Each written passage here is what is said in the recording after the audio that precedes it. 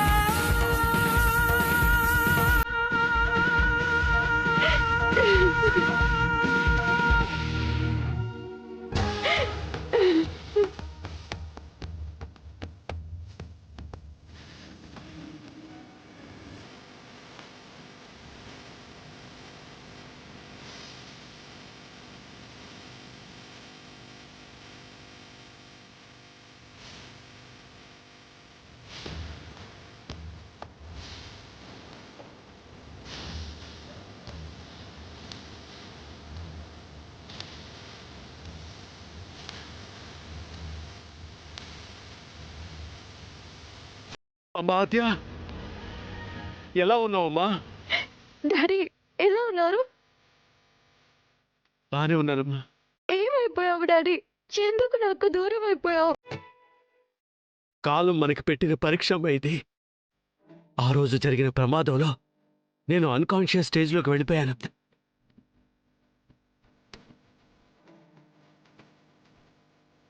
Doctor Ashish నన్ను save చేసి రక్షించాడు, నన్ను కాపాడుకుంటూ వచ్చాడు. నేను షాప్ నుంచి వస్తుంటే మన ఇంటికి వస్తూ కనిపించాడమ్మా.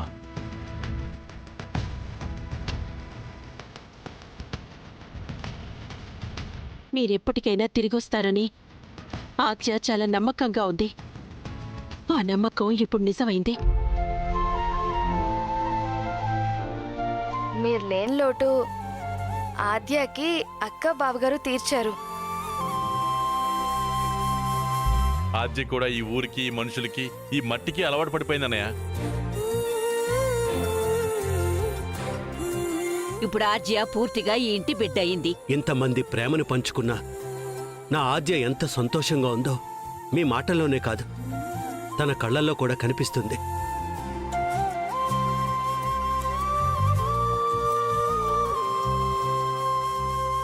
మీ రుణం తీర్చుకోలేనన్నయ్య. అవే మాటలు కిషోర్. ఆద్య మా కూతురు లాంటిది. మిమ్మల్ని అపార్థం చేసుకుని నేను మీతో గొడవ పడ్డాను. అయ్యో పర్వాలేదు కిషోర్. మామయ్య, మీరు రావడం అందరికంటే ఎక్కువగా నాకు ఆనందంగా ఉంది. అసలు ఏం జరిగిందో చెప్పండి మామయ్య. మిమ్మల్ని నదిలో తోసేశానని ఆద్య అంటుంది. నిజం చెప్పండి మామయ్య, ప్లీజ్ చెప్పండి మామయ్య. నువ్వు నన్ను తోయడమేంటి సీను? ఆ రోజు జరిగిన దాంట్లో సీను తప్పేం లేదమ్మా.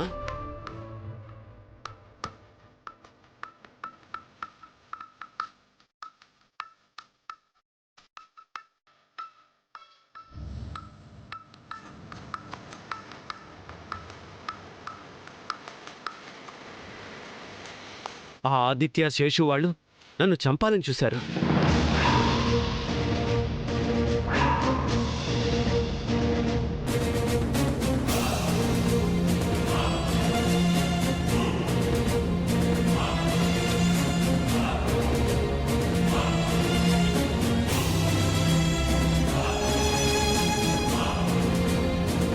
చెప్పానా ఆద్య, సీను అలాంటి పని చేయడని? అనయ్య, వదినా, విన్నారా? విన్నారా? అందరూ విన్నారా? ఎన్ని రోజులు మా నాన్నని నువ్వే చంపావని నా కొడుకుని సాధించుకుని వాణ్ణి ఎంత బాధ పెట్టింది ఇది.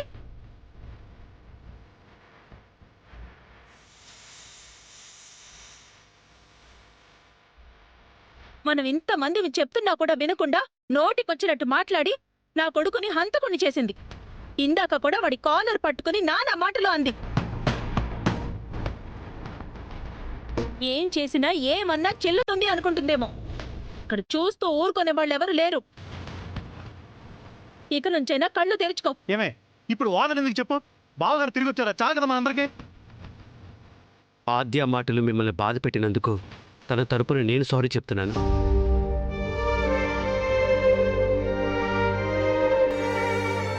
I'm extremely sorry Seenu. నా మీద తనకున్న ప్రేమే తనతో ఇలా మాట్లాడించింది. అయ్యో మామయ్య, అవన్నీ చిన్న చిన్న అపార్థాలు మాత్రమే. మీరు దాని గురించి ఆలోచించకండి. శ్రీను మామ రేజా నిజా మామ రేజా నిజా నిజా నిజా మామ రేజా.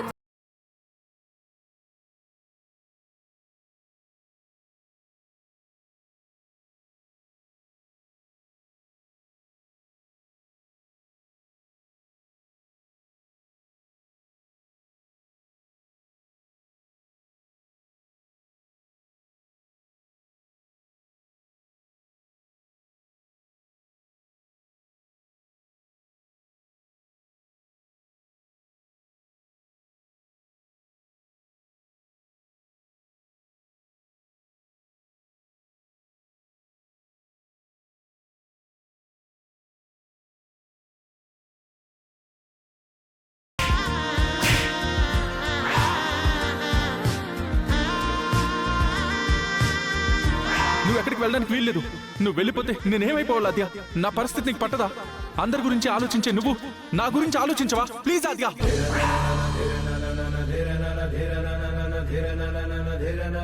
నేను మిమ్మల్ని విడిచిపెట్టి వెళ్ళిపోకూడదంటే నాకు శ్రీను నుండి డైవర్స్ కావాలి.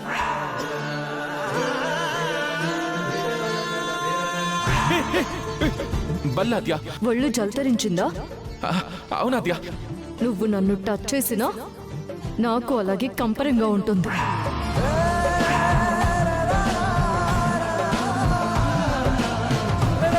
నేను చనిపోయినా నీకు ఓకేనా? అది నాకు సంబంధం లేని విషయం. నేను నిజంగానే విషయం తాగితే తాగు, నాకేంటి?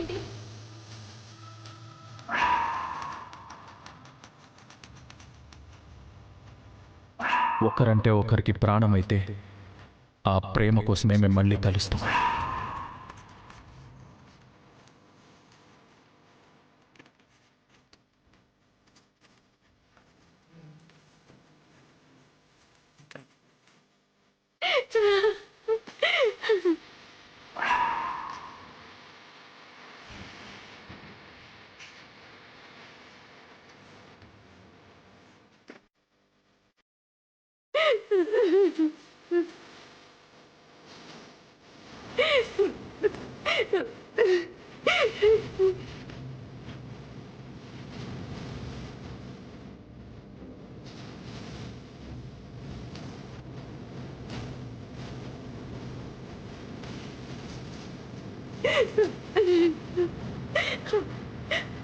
I'm really sorry, Srinu.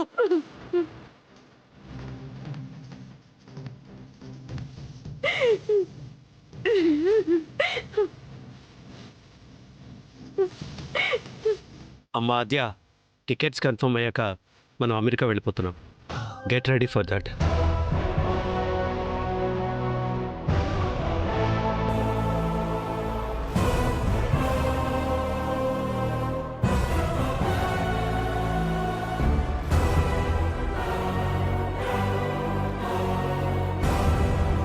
మా ఇంటి కోడల్ని మీరెలా తీసుకెళ్తారు బావగారు?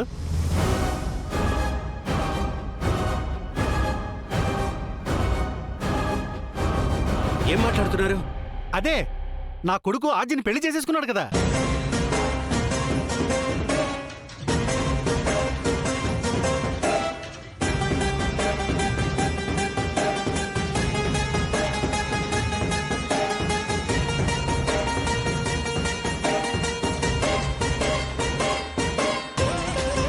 అవును మావయ్య, ఆద్య నా భార్య.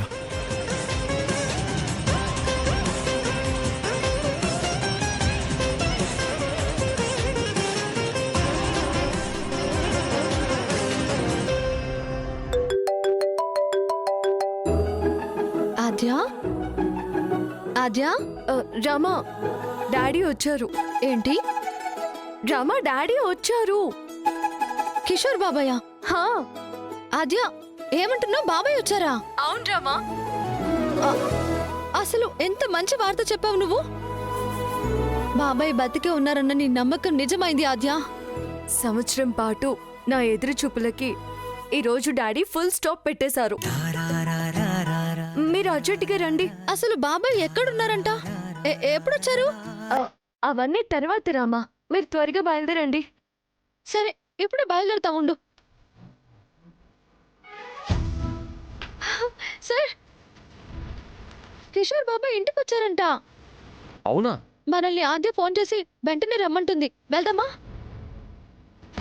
బాబాయ్ వచ్చినందుకు నాకే ఇంత సంతోషంగా ఉంటే ఇంకా సీను బావ ఆద్య ఇంకెంత సంతోషంగా ఉన్నారు. వెళ్దాం పదండి. హా, సరే పద. హా.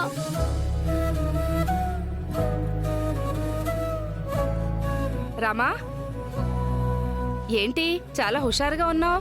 ఎక్కడికి వెళ్తున్నారు? అదే అత్తయ్య, ఇంటికి బాబాయ్ వచ్చారంట. ఏ బాబాయ్? ఆద్య వాళ్ళ నాన్నమ్మ. ఆయన ఇంకా బ్రతికే ఉన్నారా? కాబట్టే కదే వచ్చారు. అసలు ఏం మాట్లాడుతున్నావో అర్థం పర్థం లేకుండా. వెళ్ళొస్తాం అత్తయ్య. వస్తాం మావయ్య. రండి. అయ్యయ్యో, అతను ఈ రోజే రావాలా? అదేంటమ్మా అలా అంటావు? మావయ్య గురించి సంవత్సరం నుంచి ఎదురు చూస్తున్నారు. వచ్చినందుకు ఫ్యామిలీ అంతా ఎంతో సంతోషంగా ఉన్నారు. అర్జెంటుగా రమ్మని కబురు కూడా పెట్టారు. మీ పిన్ని వాళ్ళు కూడా వస్తున్నామని ఇప్పుడే ఫోన్ చేశారా? నాకు తెలియకుండా నీకెప్పుడు ఫోన్ చేశారే? చేశారులేండి, మీరప్పుడు లేరు. ఇంట్లో నలుగురు మనుషులకు సరిపడా పనుంది. అటు చూస్తేనేమో వాళ్ళొస్తున్నారు. ఇప్పుడు నువ్వు వెళ్తే ఎలా రామా? అంటే అత్తయ్య, బాబాయ్ని. నువ్వు చెప్పేది నాకు అర్థమవుతుందమ్మా. మీ పుట్టింట్లో మీ బాబాయ్ ఎంత ముఖ్యమో, ఈ ఇంట్లో వచ్చేవాళ్ళు అంతే ముఖ్యమైన వాళ్ళు.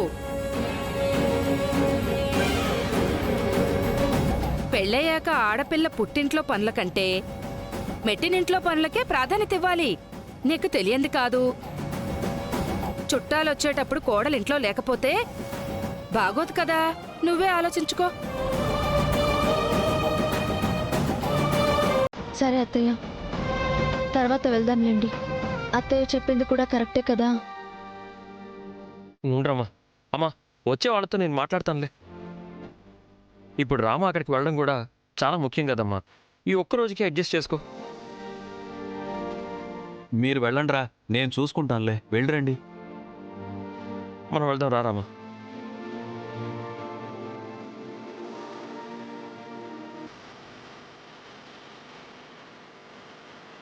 అమ్మా, వీలైనంత త్వరగా వచ్చేస్తాంలే. రామా, నువ్వు పద. రా రామా, పద. చూసారా తల్లి మాటని ఎంత తేలిగ్గా తీసిపారేశాడో? కన్న కొడుకైతే కోడలి ముందు ఇలా నాకు విలువ లేకుండా మాట్లాడేవాడా? అవును, తమరి కన్న కొడుకు ఏం చేశాడో ఎక్కడున్నాడో అప్పుడే మర్చిపోయావా?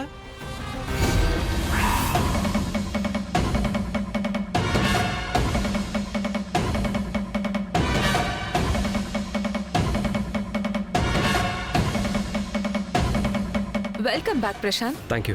నేను జైల్లో ఉన్నన్ని రోజులు నన్ను చూడ్డానికి కానీ నాకు బెయిల్ ఇచ్చి విడిపించడానికి కానీ ఎవరూ రాలేదు. అలాంటిది మీరు నా కోసం వచ్చి నన్ను బయటికి తీసుకొచ్చారు.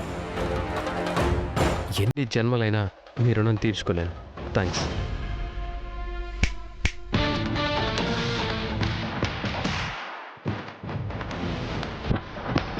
నేను ఇంత కష్టపడి ఖర్చు పెట్టి నేను బయటికి తీసుకొచ్చింది నీతో సింగిల్ హ్యాండ్తో సెల్యూట్ చేయించుకోవడానికో డబుల్ హ్యాండ్స్తో దండం పెట్టించుకోవడానికో కాదు. నీతో నాకు కావాల్సిన పని చేయించుకోవడానికి. చూడండి, నాకే తేల్చుకోవాల్సిన లెక్కలు చాలా ఉన్నాయి. ఇంకా మీకేం చేస్తాను? సారీ. నా కోసం నువ్వు ఏమీ చేయలేకపోతే వచ్చిన గేట్లో నుండి జైలు లోపలికి వెళ్తావు. నిన్ను బయటికి తీసుకొచ్చిన నేను లోపల వేయించలేనా? ఏం చేయాలి? నేను ఏం చెప్పినా చేయాలి. నేను చేయగలిగిందైతే చేస్తాను. నువ్వు మాత్రమే చేయగలవు. అందుకే నిన్ను బయటికి తీసుకొచ్చాను. పనేంటి? భార్య భర్తల మధ్య అడ్డుగోడలా నిలబడాలి. ఎక్కడ?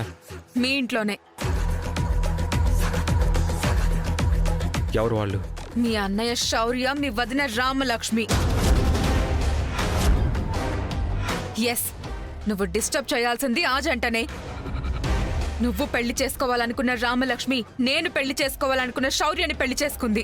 నీతో పెళ్లి క్యాన్సిల్ చేసుకుని నిన్ను జైలుకి పంపించింది. నా శౌర్యని పెళ్లి చేసుకుని నాకు మనశ్శాంతే లేకుండా చేసింది. మనిద్దరి టార్గెట్ ఆ రామలక్ష్మినే. అందుకే హేరి కోరి నిన్ను సెలెక్ట్ చేసుకున్నాను. ఏం చెప్పుకుని మీ ఇంటికి తిరిగి వెళ్తావో, ఎలా వాళ్ళని నమ్మిస్తావో నాకు అనవసరం. నువ్వు ఆ ఇంట్లో ఉంటూ నేను చెప్పినట్టు వింటూ ఆ రామలక్ష్మికి చుక్కలు చూపించాలి. దానికి నీకు ఎంత డబ్బు కావాలన్నా ఇస్తాను.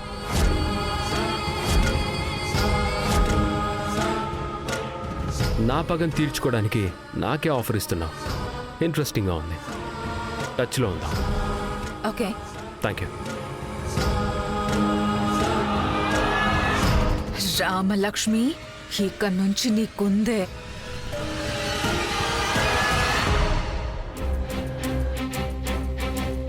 Daddy for you.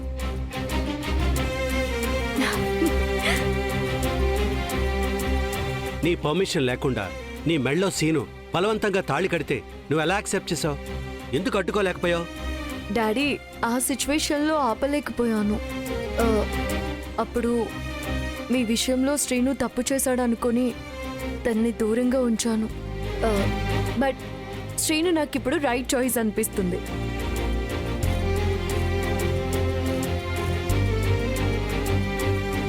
తన రైట్ చేశాను ఎలా చెప్పగలవు? తనకి లైఫ్ మీద రెస్పాన్సిబిలిటీ లేదు, సీరియస్నెస్ లేదు. నిన్న ఒక పెద్ద బిజినెస్ మ్యాన్కి ఇచ్చి పెళ్లి చేయాలనుకున్నాను. నీకు ఒక లగ్జరీ లైఫ్ ఇవ్వాలనుకున్నాను. కానీ నువ్వు ఇక్కడెలా? ఇక్కడికి వచ్చాకే లైఫ్కి మీనింగ్ ఏంటో తెలిసింది డాడీ. బ్యూటిఫుల్ లైఫ్ అనేది రిచ్ హౌసెస్, రిచ్ కార్స్లో ఉండదు. మన చుట్టూ ఉన్న మనుషులు మనకి పంచే స్వచ్ఛమైన ప్రేమలో ఉంటుంది. పెద్దమ్మ, పెద్దనాన్న అందరూ నన్ను చాలా బాగా చూసుకుంటున్నారు. ఇక శ్రీను అంటారా, తన గురించి మీకు తెలిసింది తన పాస్ట్ మాత్రమే. కానీ ఇప్పుడు శ్రీను చాలా మారిపోయాడు డాడీ. తను మంచి జాబ్ చేస్తున్నాడు. ఏం జాబ్ చేస్తున్నాడమ్మా? ఇంపోర్ట్స్ అండ్ ఎక్స్పోర్ట్స్ డిపార్ట్మెంట్లో చేస్తున్నాడు. క్లయింట్స్తో ఫుల్ బిజీగా ఉన్నాడు డాడీ. క్లయింట్సా?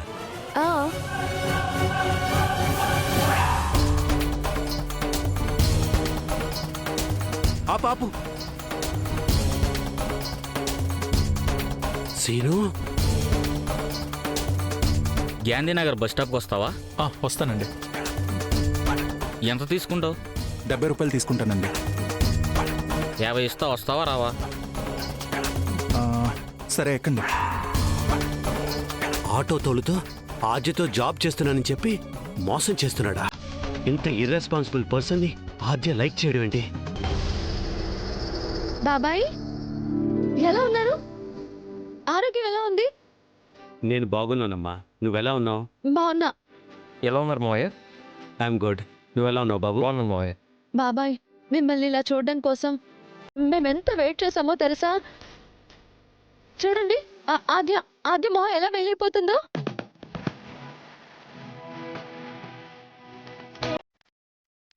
రామా, డాడీ ఇప్పుడే శ్రీను గురించి అడుగుతున్నారు. బాబాయ్ ఇప్పుడు ఆద్య మీ విషయంలోనూ శ్రీను బావ విషయంలోనూ చాలా సంతోషంగా ఉంది.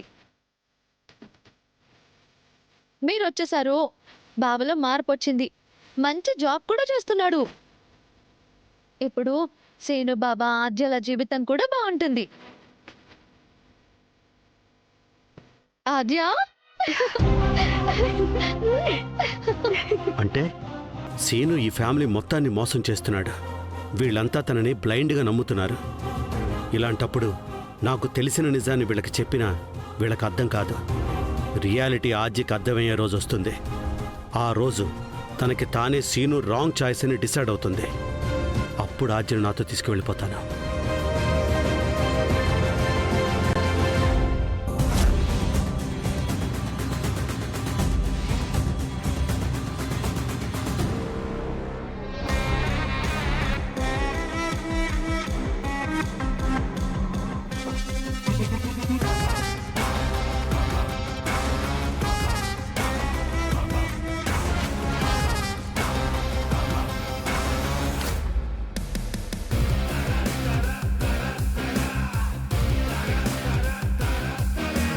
అమ్మా, అమ్మా,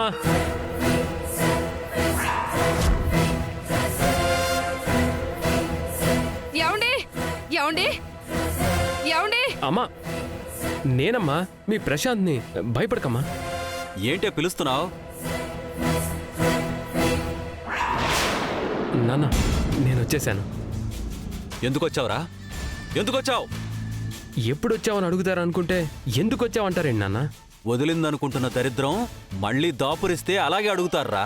నాన్న చెప్పు, ఎందుకొచ్చావు? అప్పుడు మమ్మల్ని చంపడం కుదరలేదని ఇప్పుడు మళ్ళీ వచ్చావా? లేదు నాన్న, నేను మారిపోయానని చెప్పడానికి వచ్చాను. అవును నాన్న, నన్ను సత్ప్రవర్తన కింద రిలీజ్ చేశారు. బుద్ధుడికి బోధి చెట్టు కింద బోధపడితే నాకు 4 గోడల మధ్య బోధపడింది. నన్ను నమ్మండి నాన్న, ఇదిగో మీ మీద ఒట్టు. ఒక్కసారి నీ వల్ల జరిగింది చాలురా. మళ్ళీ కొరివితో మేం తలగొక్కోలేం. నేను నిజంగా మారిపోయాను నాన్న. నిజంగానే మారిపోయాడేమోనండి. నువ్వు నోర్మై. పాముని తీసుకొచ్చి పాలు పోసినా అది కాటే వేస్తుంది. వీడు కూడా అంతే. అది కాదు నాన్న, నన్ను నమ్మండి.